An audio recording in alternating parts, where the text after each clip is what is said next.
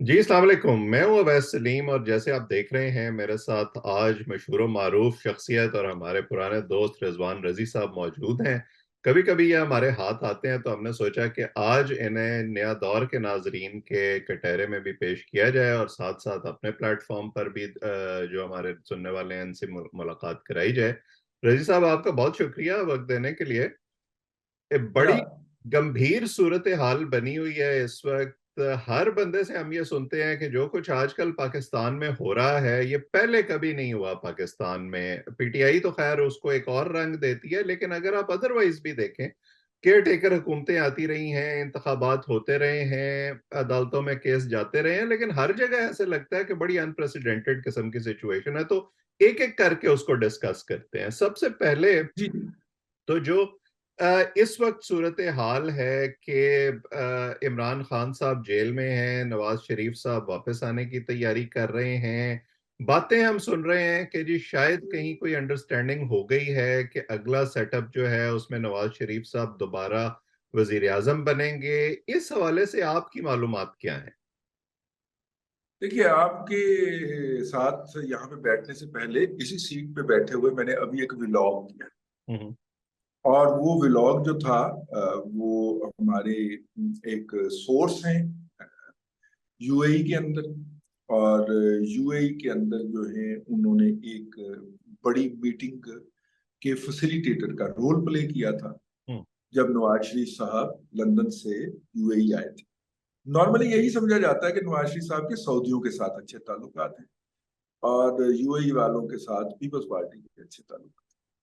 ठीक है, लेकिन नवाज शरीफ साहब का यूएई आना और वहीं पे रहना, फिर सऊदी अरब एक दो दिन के लिए जाना, एक हफ्ते के लिए महल गए थे और फिर वापस यूएई ही आ जाना और पाकिस्तान से लोगों को तलब करना एक अचंभे की बात थी। फिर जरदारी साहब का भी उन दिनों वहां पे पहुंचना। फिर कहा जाता है कि एक बहुत टॉप शख्सियत जिनके बारे में आजकल एक सियासी जमात ओवरसीज में बैठ के बहुत ज्यादा गुफ्तगू करती है। हम्म। ठीक है, हम्म। वो साहब भी वहां पे पहुंचे और वहां पे इस बात के ऊपर जो सरमायाकारी की कमिटमेंट थी उसे कंडीशनल बनाया गया पॉलिटिकल स्टेबिलिटी के नाम के ऊपर। हम्म। ठीक है, अब मसला ये है कि पॉलिटिकल स्टेबिलिटी का लफ्ज इस्तेमाल किया ना उन सोर्स ने मेरे साथ गुफ्तगू करते हुए। हम्म। इस वक्त जो है वो पॉलिटिकल स्टेबिलिटी के दो पैरामीटर्स माने जाते हैं। ठीक है, एक पार्टी जो है वो कहती है कि क्योंकि हमें हटा दिया गया है तो इसलिए मुल्क के अंदर पॉलिटिकल स्टेबिलिटी पैदा नहीं हो रही। हम्म। हाल अच्छा, दूसरी पार्टी का ये ख्याल है या दूसरे फरीक का ये ख्याल है कि जनाब ये पॉलिटिकल स्टेबिलिटी नहीं होने दे रहे, ये जाके पाकिस्तान के खिलाफ लॉबिंग करते हैं, इनका सोशल मीडिया मुल्क के हालात के हवाले से मुख्तलिफ खबरें सोशल मीडिया के, अब तो मेन स्ट्रीम मीडिया भी हो गया ना, हम्म। मेन स्ट्रीम मीडिया जो है वो गलत खबरें जारी करता है, यूं स्टेबिलिटी का आंसर आने नहीं देते और फिर वो 9 मई की मिसाल पैदा कर देते हैं, पेश कर देते हैं कि 9 मई को इन्होंने क्या किया। तो मैंने ये अज्यूम किया है एज ए जर्नलिस्ट, इसका नतीजा निकाला कि पॉलिटिकल स्टेबिलिटी की अपोजिशन है वो सियासी पार्टी। हम्म। मतलब वो सिनोनिम नहीं है दोनों। बिल्कुल वो ठीक। हम, ठीक है ना, वो हम्म। एक दूसरे की जिद है, ऐसे बिल्कुल। कह लीजिए उर्दू के अंदर, कि अगर पॉलिटिकल स्टेबिलिटी आनी है तो उस सियासी पार्टी का किरदार कम होना है यहाँ मतलब पे इस सेटअप के अगर अंदर अगर जिस पे। पाकिस्तान एक नियाम है तो उसमें ये दो तलवारें इकट्ठी नहीं रह सकती। अल्लाह आपका भला करे। तो ऐसी सूरत के अंदर मेरा ख्याल ये है, अब हम इस पर्सपेक्टिव को देखें, उस मीटिंग का अहवाल भी देखें, वहां पे इन्वेस्टमेंट के वादे भी देखें और पॉलिटिकल स्टेबिलिटी। अब देखिए, पॉलिटिकल स्टेबिलिटी के ऊपर चाइना ने इसरार किया। हम्म। चाइना ने अभी तक सीपैक के फेज 2 के ऊपर एक एमओयू तो साइन कर लिया उनके एक डिप्टी वजीर आजम लेवल के बंदे ने आके, लेकिन उन्होंने एक कदम भी आगे नहीं बढ़ाया। हम्म। वो भी पॉलिटिकल स्टेबिलिटी का मुतालबा कर रहे हैं, यूएई ने भी पॉलिटिकल स्टेबिलिटी का मुतालबा किया। एमबीएस जो हैं वो पाकिस्तान आ सकते थे, इंडिया जाते हुए नहीं आए, वो भी पॉलिटिकल स्टेबिलिटी का मुतालबा कर रहे हैं। हम्म। तो अगले सेटअप के अंदर या अगले सिस्टम के अंदर वो पार्टी एग्जिस्ट करेगी या ऑपरेट कर पाएगी जो अपने आप को पॉलिटिकल स्टेबिलिटी के हम्मानी बनाएगी, जो ये कहेगी कि जनाब नहीं, अगर हम नहीं तो फिर कुछ नहीं, उसके लिए सिस्टम जो है अब अपने दरवाजे खोलने के लिए तैयार नहीं।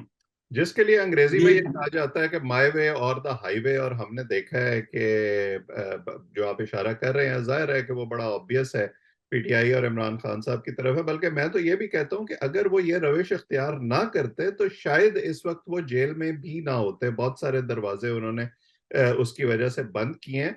तो अगर ये होना है तो उसकी दूसरी शक्ल, बहरहाल मतलब आप किसी के सियासी नजरियात से इख्तलाफ कर सकते हैं, लेकिन जब लोग उसको एक लीडर के तौर पर कबूल कर लेते हैं, उसकी एक फॉलोइंग बन जाती है, तो उसकी फिर हिस्ट्री पीछे रह जाती है। जैसे अब नवाज शरीफ के बारे में लोग कहते हैं कि जी ये तो ज़िया-उल हक साहब लाए थे, जिलानी साहब लाए थे, वो चीजें बहुत पीछे रह गई, अब वो एक मेन स्ट्रीम लीडर बन चुके हैं।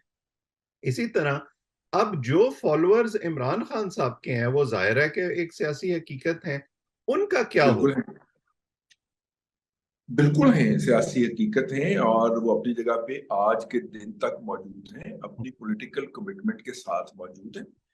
और आप उन्हें दबा सकते हैं थोड़े वक्त के लिए, ज्यादा वक्त के लिए। लेकिन जाहिर है कि ये इस तरह एक और भी पार्टी के वर्कर को दबाया गया था ना ज़िया-उल हक के दौर के अंदर, बिल्कुल। वो लोग मौजूद रहे, हम्म। और 10 साल बाद भी उन्हें मौका मिला तो वो उस कायद को फांसी पे लटका दिया गया था, उस लीडर को, जुल्फकार अली भुट्टो को, वो उसकी साहबजादी को ले आए इक़्तिदार के। बिल्कुल। वो उसके बाद उन्होंने आगे क्या, उन्होंने फिर अपनी सियासत करनी थी ना, अपनी डिलीवरी लेके चलना था आगे, ठीक है ना। बिल्कुल। और वो कितनी कामयाब नहीं, नाकाम नहीं, ये इसको हम आज के उसमें नहीं कर पाते, करेंगे। लेकिन वोटर की भी एक जिद होती बिल्कुल। जो वो अपने कायद के साथ खड़ा होता, ठीक है। आप इसको दबा सकते हैं, खत्म नहीं कर सकते। हम भुट्टो साहब के केस भी ये दे चुके हैं, ये बिल्कुल बात अपनी जगह पे है। जिस तरह पीपल्स पार्टी में बेशतर वो लोग आए जो, और एमक्यूएम में भी फॉर दैट मैटर, जो कि पाकिस्तान बनाने वालों की औलाद थे, जिस नस्ल ने पाकिस्तान बनाया मुस्लिम लीग के झंडे तले। अगर आप पीपल्स पार्टी की 68 में हिस्ट्री पढ़े फॉर्मेशन की, तो मेजोरिटी वो लोग थे जो उनकी औलादें थे, ठीक है। इसी तरह ये जो पीटीआई के अंदर जो स्टाफ आया है, इसमें उन औलादों की औलादें हैं, ठीक हो गया ना। ठीक। अब वो जज्बाती हैं, और जज्बात में आके बहुत सारे लाइंस क्रॉस कर जाते हैं, और उन्हें ताज़ा ताज़ा सियासी शऊर मिला है, क्योंकि उनका ख्याल है कि उनको इमरान खान ने सियासी शऊर दिया है, उससे पहले उन्हें शऊर नहीं था, तो उन्हें ताज़ा ताज़ा शऊर मिला है। तो वैसे ताज़ा ताज़ा वैसे बंदे को कुछ वैसे चीज़ मिली। वैसे इस बात के जवाब में मैं उनसे कहता हूं कि ये वाला शऊर इससे पहले जिन लोगों को था उस वक्त आप उनको गालियां दिया करते थे। दिया करते थे। तो ये ताज़ा ताज़ा शऊर जो मिला है, तो ताज़ा ताज़ा जो चीज़ मिली हो उसको हैंडल करने के अंदर बंदा जो है वो बेहतियाती कर जाता है, हम्म। ठीक है ना। तो दुनिया खत्म तो नहीं हो गई, हम्म। हौसला करें, इस इलेक्शन में ना सही अगले इलेक्शन के अंदर वो आ जाएंगे।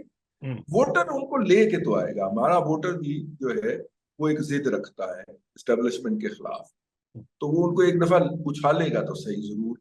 वो उस वक्त तक सरवाइव करें पॉलिटिकली, और वो कर रहे हैं बड़ी कामयाबी के साथ। उनका जितने मर्जी आप मीम्स बनाएं या जितने मर्जी उनके ऊपर आप तंज करें, उनके देसी घी और देसी मुर्ग का चर्चा करें, लेकिन बहरहाल वो जेल में है, और पहली दफा वो इतना लंबा अरसा जेल में है। अगरचे वो अभी तक अपने जो राइवल जिनको वो गालियां देते हैं, उनके मुकाबले में उन्होंने अशीर दिन भी जेल में नहीं गुजारे। नवाज शरीफ साहब जो हैं वो 2.5-3 साल एक दफा रहे हैं, मतलब कि इसी तरह को 1.5 साल 1.25 साल दूसरी दफा रहे हैं। जरदारी साहब ने तो मेरा मतलब रिकॉर्ड तोड़े हुए हैं ना, तो 11 साल मुसलसल, और फिर 3 साल 14 साल वो जेल में रहे, ठीक है, मुख्तलिफ मौकों में मुख्तलिफ सूरतों पे। तो ऐसी सूरत के अंदर इन्हें भी कुछ 4 दिन अपने नाम के सामने लिखवाना चाहिए कि मैं इतने दिन जेल में रहा था। तो बिल्कुल। बहरहाल इस वक्त तो वो बड़ी पामर्दी के साथ अपनी जेल काट रहे हैं, और उन्हें ऐसा ही करना चाहिए। बिल्कुल सही। तो अगर ये अंडरस्टैंडिंग जैसे आपकी बातों से वाज़ेह है कि हो गई है, तो उससे दो सवाल खड़े होते हैं। एक तो ये कि एस्टैब्लिशमेंट के साथ ये डील करके पिछले 16 महीने की हुकूमत या उसके बाद अब अगर अगली हुकूमत में नवाज शरीफ साहब वजीर आजम बनते हैं, तो वो जो एक उन पर तंज होता है और तनकीद होती है कि उन्होंने वोट को इज्जत दो के नारे पे कॉम्प्रोमाइज कर लिया, उसका वो क्या करेंगे।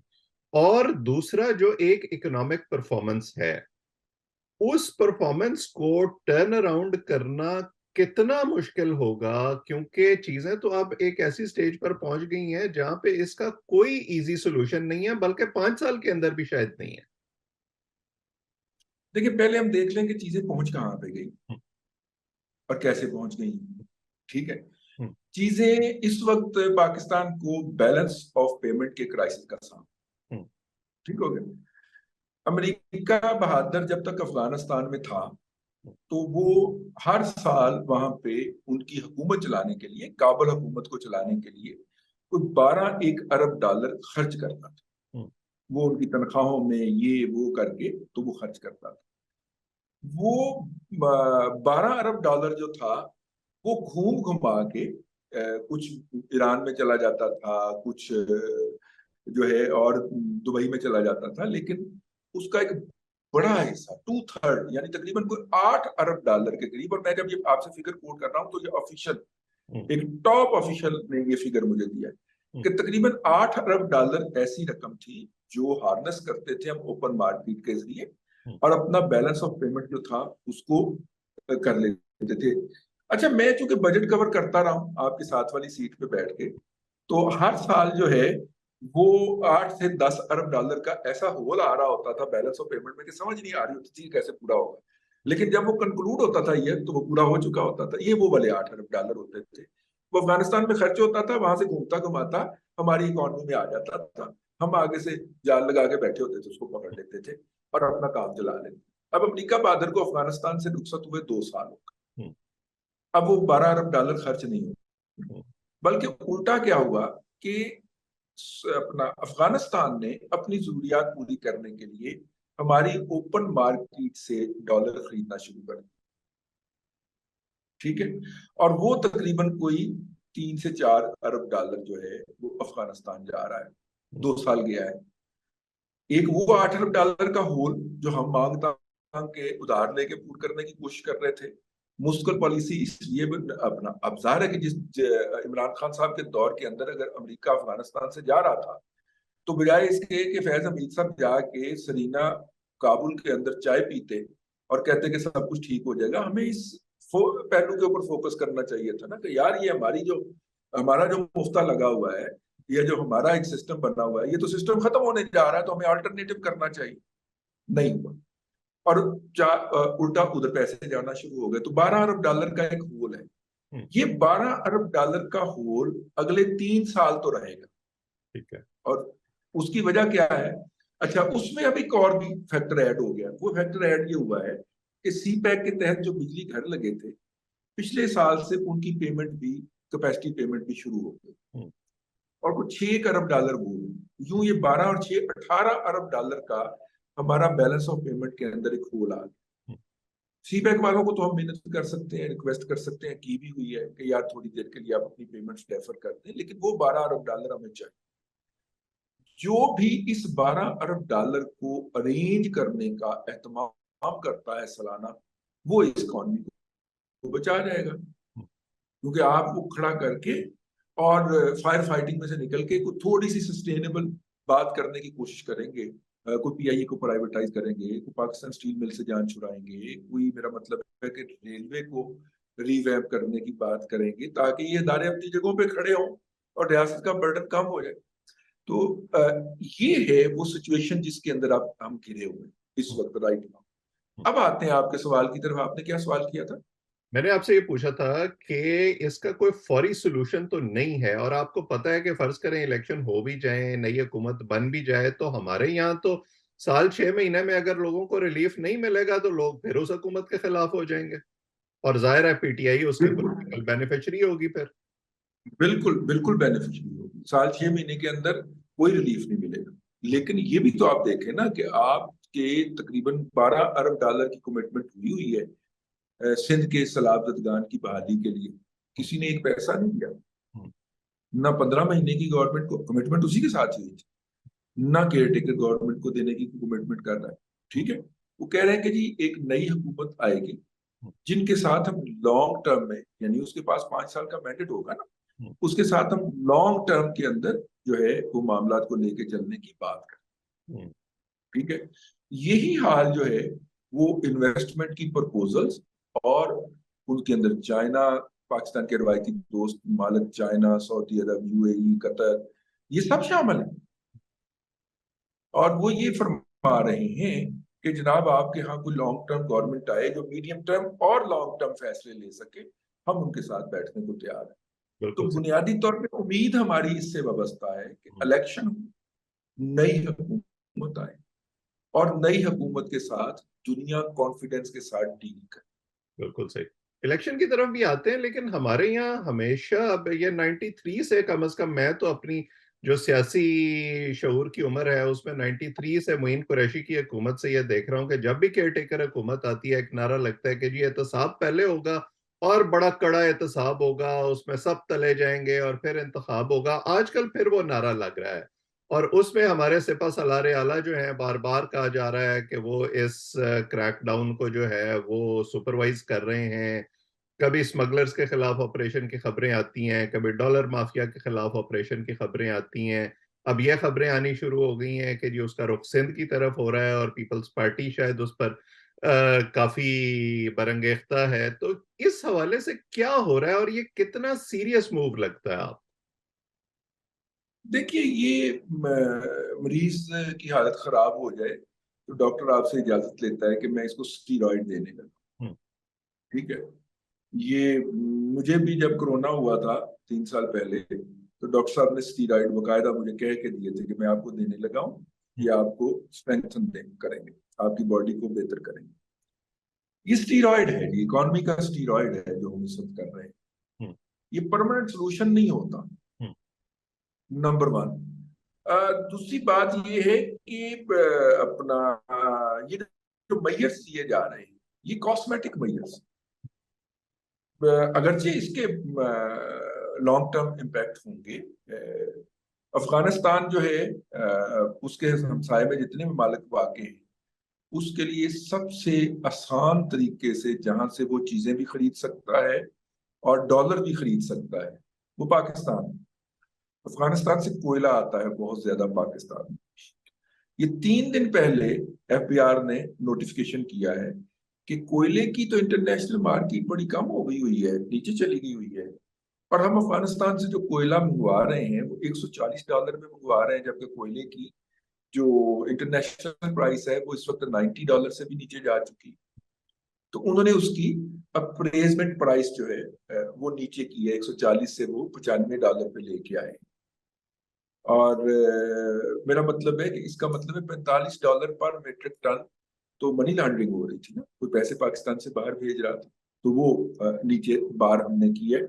ये तजाहिल आरफोना है हमारी ब्यूरोक्रेसी का, जिसको अल्लाह ताला तौफीक नहीं देता कि वो इंटरनेशनल सीन पर नजर रखे। बाय द वे ये जो उसकी अप्रेजल प्राइस नीचे की है ये भी इंडस्ट्री की रिक्वेस्ट के ऊपर की है एफबीआर।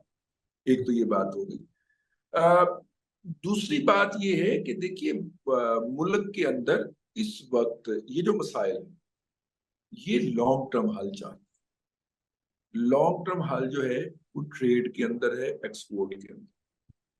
हमारे पास एक्सपोर्टेबल सरप्लस नहीं। 2002 में जब हम एक छत के नीचे साइड वाली चेयर्स पे बैठ के काम किया करते थे, मियां मंशा साहब की सिर्फ एक मिल की एक्सपोर्ट $350 मिलियन थी। ठीक है, आज की वो एक्सपोर्ट नहीं है क्योंकि उन्होंने लोकल मार्केट को फोकस कर लिया है। वो लॉन्स बनाते हैं और पाकिस्तान में 3,000 अरब रुपए की लॉन्स बिकती हैं हर साल। और ये मैं 2 साल पुराना डाटा आपको बता रहा हूँ। 3,000 अरब रुपया एक बहुत बड़ी रकम होती है। हमारे 25 करोड़ लोग जो हैं उनकी जो खवातीन, उनमें जो खवातीन पाई जाती हैं वो लॉन पहन जाती हैं 3,000 अरब रुपए की। उन्होंने कहा मैं बाहर की मार्केट को कुछ जाके थिन मार्जिन के ऊपर जो करूं, तो मैं लोकल मार्केट में जहां पे ह्यूज मार्जिन है मैं वहां पे क्यों एक्सप्लॉइट क्यों ना करूं। तो बहुत सारे पाकिस्तान के जो एक्सपोर्टर हैं वो इंट्रोवर्ड हो गए। लॉन पाकिस्तान के अलावा सिर्फ इंडिया में पहनी जाती है जहाँ जिनके साथ हमारी ट्रेड ही कोई।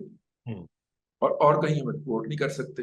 ए भाई जी ਤੁਹਾਡੀ एक्सपोर्ट इंडस्ट्री, तो एक्सपोर्ट इंडस्ट्री को आपको खड़ा करना है।